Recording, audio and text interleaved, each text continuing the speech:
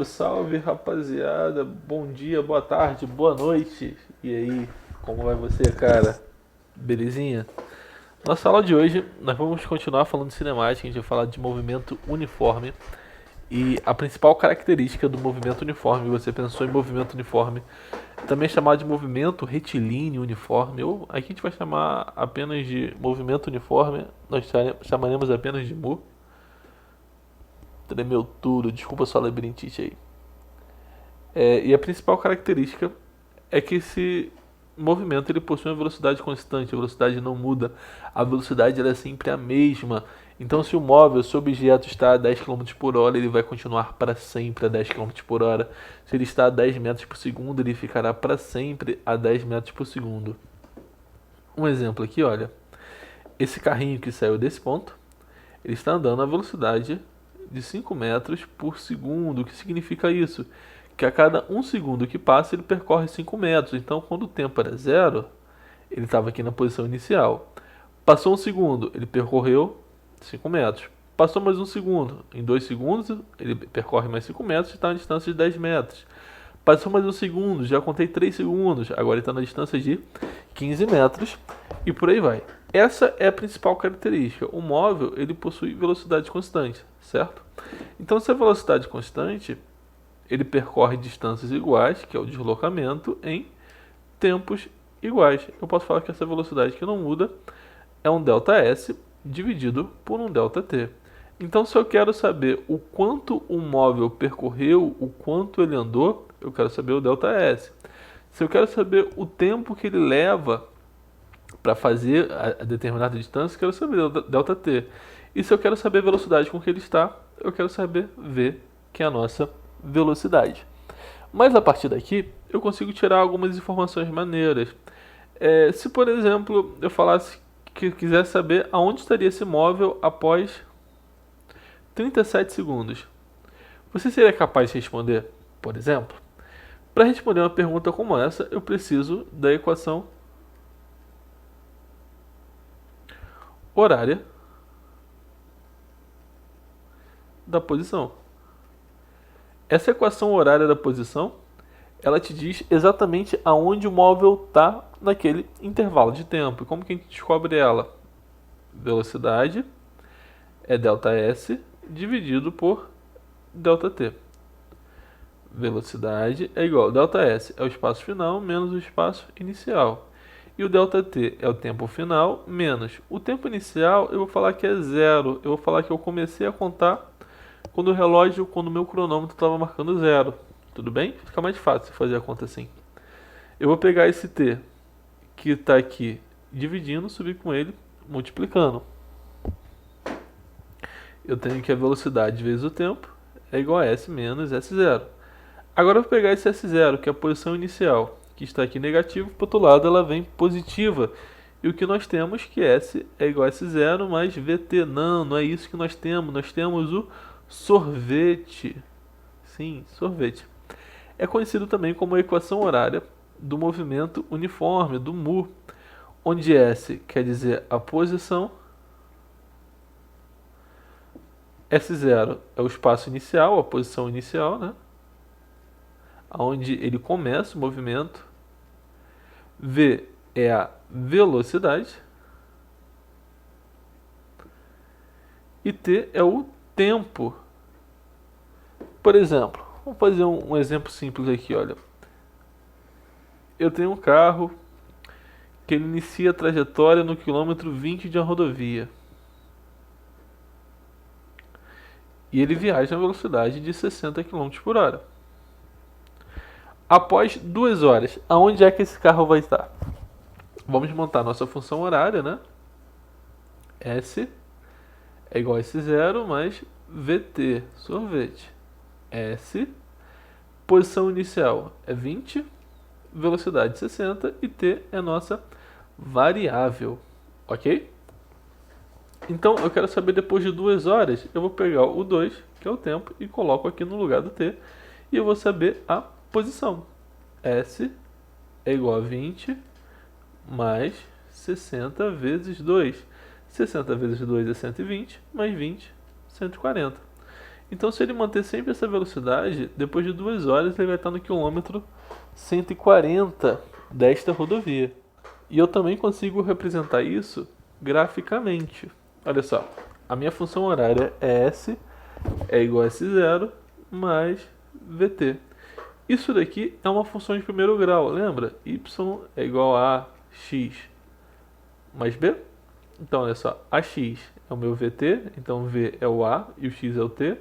E o S0 é o B, é o termo linear, né? Aqui é o coeficiente angular e aqui é o coeficiente é o linear. Eu tenho 2 tipos de movimento. Eu tenho um movimento que ele é progressivo. Nós já vimos no último vídeo. É quando o móvel vai para frente. E eu tenho também o movimento retrógrado. Quando o móvel vai para trás, quando ele vai para o sentido negativo, para trás, tá errado, mas tá certo, para trás. Quando ele vai para o sentido negativo do referencial, tá? Então, quando o movimento ele é progressivo, a velocidade é positiva. Então, eu tenho uma reta que ela é crescente. Quando a velocidade é negativa, eu tenho um movimento retrógrado. Eu tenho uma reta que ela é decrescente. Então, como que é o gráfico de uma equação de primeiro grau? É uma reta. Se for progressivo, é uma reta crescente. Se for retrógrado, é uma reta decrescente. Tudo bem? Lembrando que aqui é nossa posição inicial. E esse daqui é o eixo do tempo. Então, à medida que o tempo passa, o objeto ele vai se deslocando cada vez mais para frente, porque eu tenho um movimento progressivo. E nesse caso, à medida que o tempo passa, o objeto vai indo cada vez mais para trás. Neste caso, eu tenho um movimento que ele é retrógrado. Ok? Então, tá aí a nossa primeira pergunta, primeira questão. O motorista viaja de uma cidade A para a cidade B, faz a metade do percurso a 40 km por hora e a segunda metade a 60 km por hora, né? Então eu tenho a cidade A, aqui eu tenho a cidade B. Na metade do percurso ele viaja a 40 km por hora e na segunda metade ele viaja a 60 km por hora. Qual a velocidade média que ele obteve de A para B? O que você está com vontade de fazer? Você está com vontade de fazer 40 mais 60 e dividir todo mundo por 2. Isso daqui dá 100 por 2, que é igual a 50. Isso você está com vontade de fazer. Eu estou com vontade de te dar um soco, porque você não pode fazer isso. A velocidade média não é a média das velocidades. Eu vou ensinar você a resolver essa questão de 2 formas diferentes. Eu vou ensinar o jeito difícil primeiro e depois a gente vai fazer do jeito fácil, tá bom? Eu vou falar que todo esse comprimento aqui, de A para B, vale L. Então essa primeira metade vale L sobre 2. A segunda metade vale L sobre 2. Ok? A distância que ele vai percorrer.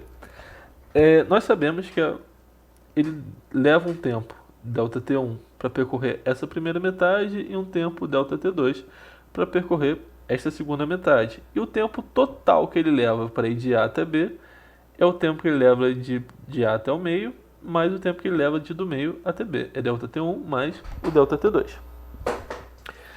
Então vamos calcular esse ΔT1 e o ΔT2, né? Ó, sabemos que a velocidade é ΔS dividido por ΔT, certo? Então, primeiro ele percorre L sobre 2, então o ΔS é L sobre 2 a 40 km por hora. 40 é L sobre 2 dividido pelo tempo que eu chamei de ΔT1. Vou multiplicar cruzado. ΔT1 é L dividido por 40 vezes 2, que é 80. Esse é o valor do tempo 1. É o tempo que ele leva a percorrer a primeira distância ali. Vamos calcular o ΔT2, olha. Velocidade é ΔS sobre ΔT, certo? 60 é igual a L sobre 2 dividido pelo tempo 2. Multiplicando o cruzado, o ΔT2 é igual a L dividido por 120. Então, o tempo total, o meu ΔT, é o ΔT1, é o primeiro tempo, mais o ΔT2, que é o segundo tempo. Então, o ΔT é L sobre 80 mais L sobre 120. Soma de fração, O mínimo múltiplo comum entre esses dois caras é 240. E agora 240 dividido por 80 dá 3. 240 dividido por 120 dá 2. 3L mais 2L são 5L.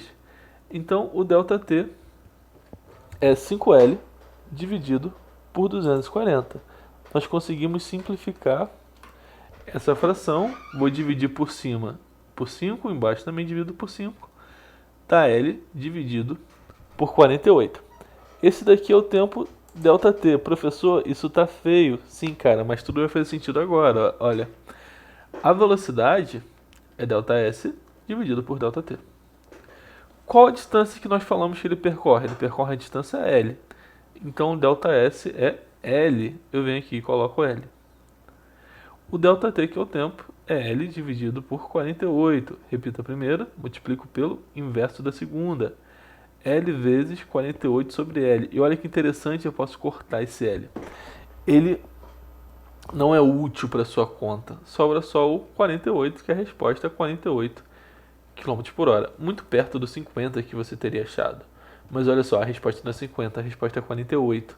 E na sua prova, na múltipla escolha, vai estar lá o 50. Se você for desavisado, tu vai marcar o 50. Mas a resposta para esse problema é 48 km por hora. Vou te ensinar a fazer de um jeito mais fácil. Sempre que for uma questão desse tipo, e a questão estiver dividida no meio, percorreu metade a tanta velocidade, outra metade a tanta velocidade, você pode usar essa fórmula, olha, velocidade média, 2 vezes V1, V2 sobre V1 mais V2, tá ok?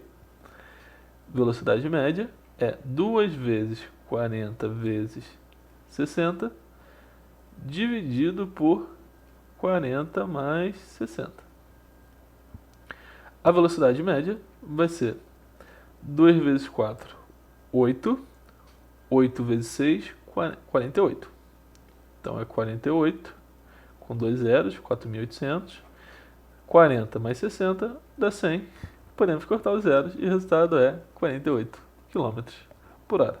Mais simples, mas você precisava saber o jeito mais complicado primeiro. Vamos lá, mais uma questão clássica de encontro de móveis. Em um longo trecho retilíneo de uma estrada, um automóvel se desloca a 80 km por hora e um caminhão a 60 km por hora. Ambos no mesmo sentido, em movimento uniforme. Em determinado instante, o automóvel encontra-se a 60 km atrás do caminhão. Qual o intervalo de tempo em horas necessário para que o automóvel alcance o caminhão? Para fazer esse tipo de problema, eu preciso calcular a primeira função horária dos móveis. Então eu chamei o carro de móvel A e o caminhão de móvel B.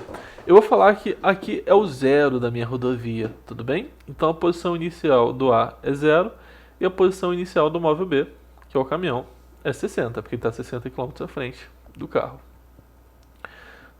Vamos usar o sorvete. S é igual a S0 mais VT. S0 é a posição inicial. Vamos fazer primeiro do móvel A do carro. É 0 mais 80, que é a velocidade, vezes T. Isso daqui dá 80T. Essa daqui é a posição do móvel A. Fazendo agora para o móvel B, o espaço, a posição do móvel B, o sorvete. Ó, a posição inicial dele é 60, porque ele está 60 km à frente. Mais a velocidade que ele está, que também é 60 km por hora, vezes o tempo T. Essa daqui é a função horária do móvel B, e essa daqui é a função horária do móvel A. Quando é que eles vão se encontrar? Quando a posição de A for igual à posição de B. Então, quando 80T for igual a 60 mais 60T. Quem tem T eu passo para um lado, quem não tem fica do outro. 80T menos 60T é igual a 60. Na dúvida você pode chamar de maçãs, então 80 maçãs menos 60 maçãs são 20 maçãs. É igual a 60, posso cortar. O T é 6 dividido por 2. E 6 dividido por 2 são 3. 3 horas é a resposta dessa questão. Valeu, galerinha. Tamo junto. Até a próxima.